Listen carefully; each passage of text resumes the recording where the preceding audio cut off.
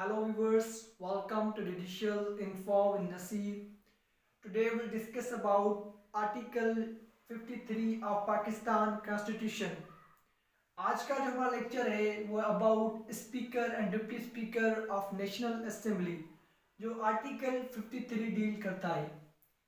Class number 1 में जो है वो election of speaker and deputy speaker के बारे में। After general election, National Assembly will conduct the election of a speaker and deputy speaker from the members of the National Assembly. Class number 1 ये कहता है जनरल इलेक्शन के बाद जो speaker deputy speaker की इलेक्शन होती है वो नेशनल असेंबली कंडक्ट करेगी from the members of national assembly.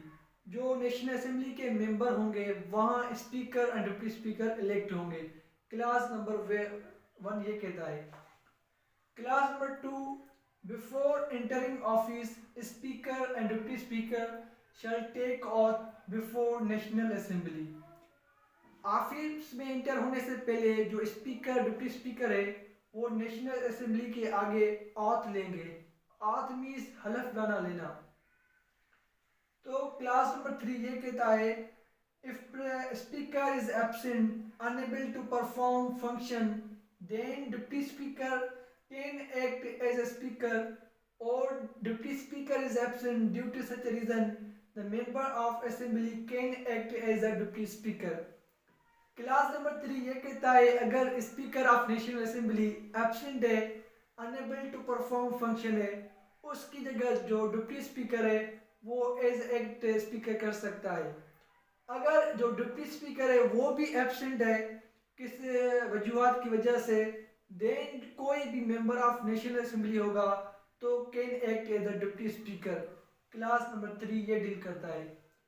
उसके बाद आता है class number 4 the speaker and deputy speaker shall not preside at a meeting of assembly when resolution for his removal office is being considered.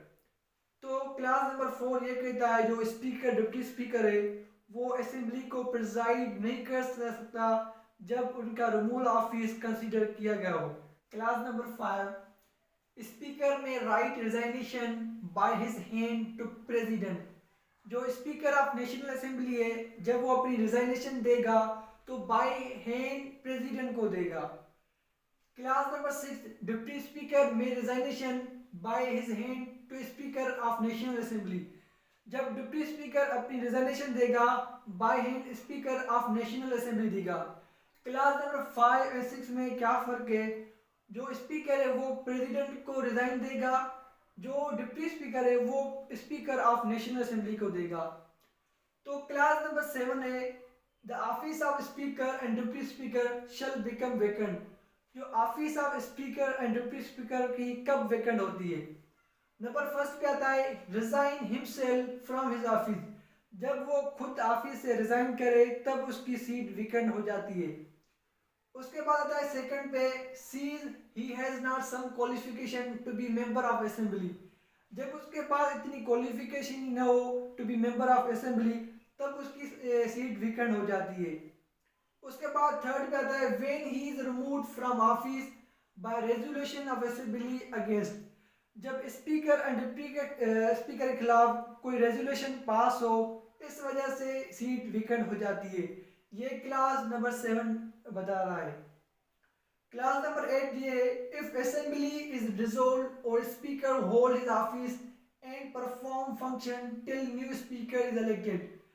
जब national assembly dissolve हो जाती है और जो स्पीकर है वो अपनी ऑफिस होल्ड कर रहा है और परफॉर्म फंक्शन, जब तक न्यू स्पीकर इलेक्टेड हो वो ऑफिस को होल्ड करेगा और परफॉर्म फंक्शन।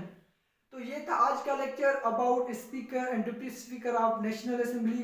इंशाल्लाह we will discuss next video soon. Thank you so much.